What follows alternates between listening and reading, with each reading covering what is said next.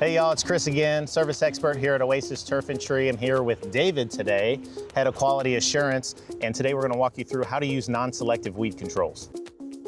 First, let's talk about what non-selective herbicides are and why we use them. So a non-selective herbicide is something that you would use to control herbaceous plant growth. It can be used in the lawn, along sidewalks, in cracks, crevices of the driveway, even in beds. You may want to use this method if you're trying to eliminate grassy weeds from your lawn. Grasses like bent grass, Dallisgrass, Johnson grass, or nimblewill. You can also use this method if you're trying to reset an area from scratch.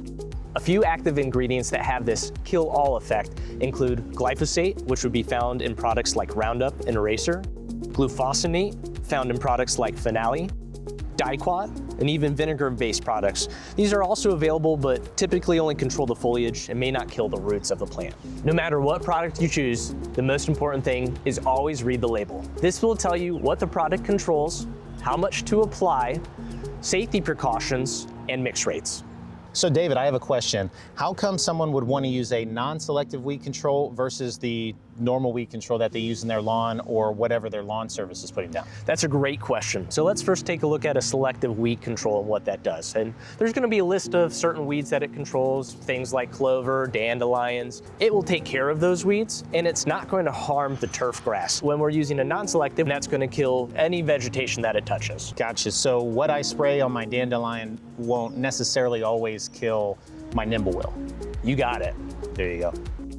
So today we're going to be using a glyphosate-based herbicide via Roundup. We're going to be mixing it at the suggested label rate and applying it with a backpack sprayer. Our target today is going to be some Dallisgrass growing on property. So at home you might be using a hand pump or hand sprayer to apply, but we are going to be making sure we use proper protective equipment. So I have pants on, I'm going to be wearing some gloves. It's also important to remember that once your herbicide container is empty, you should not use it for anything else. And if you are going to use your pump sprayer, make sure you thoroughly rinse it out, or else you might have cross-contamination.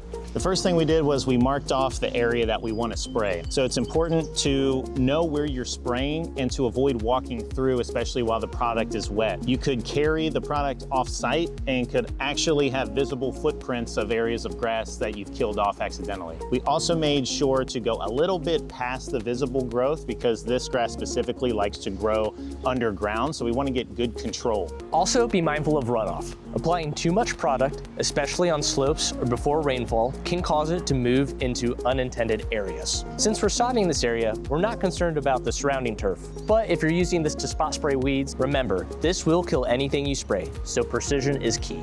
If you're really concerned with losing desirable turf grasses and you want to be a little bit more precise with your control, you can use either a surgical glove or a dish glove to get more of the weed control on your fingers, and you can simply wick the leaf blade of whatever grass or weed you're trying to control. This will keep overspray to a minimum and help preserve the desirable grass types. You could also use a paintbrush if you didn't want to use your fingertips. Now that we've sprayed, we need to check the label to determine how long to wait before seeding or laying sod. In some cases, multiple applications may be needed. As a rule of thumb, I recommend waiting at least 2 weeks before reapplying. However, always defer to the label. If you're planning on installing new plants, it's incredibly important to make sure you're not using a product that's labeled as a soil sterilizer. These are designed to remain active in the soil for extended periods of time and can prevent new plant growth entirely. Now that we've finished spraying this area, we're simply going to monitor it for the next few weeks just to see if it needs to be reapplied. Then we're going to start with our sod installation. If you'd like some instruction on how to lay down sod or how to spot seed, feel free to check out our videos on that for best practices. And that's it. I hope this video helps you take the next step in improving your lawn. Thank you so much, David, for coming out with us. Thanks for having me. Don't forget to check out his podcast on YouTube and Spotify with Andrew, his co-star, where they talk about industry knowledge and things to know for grass and lawn care. We'll see you next time. Thanks so much. Take care.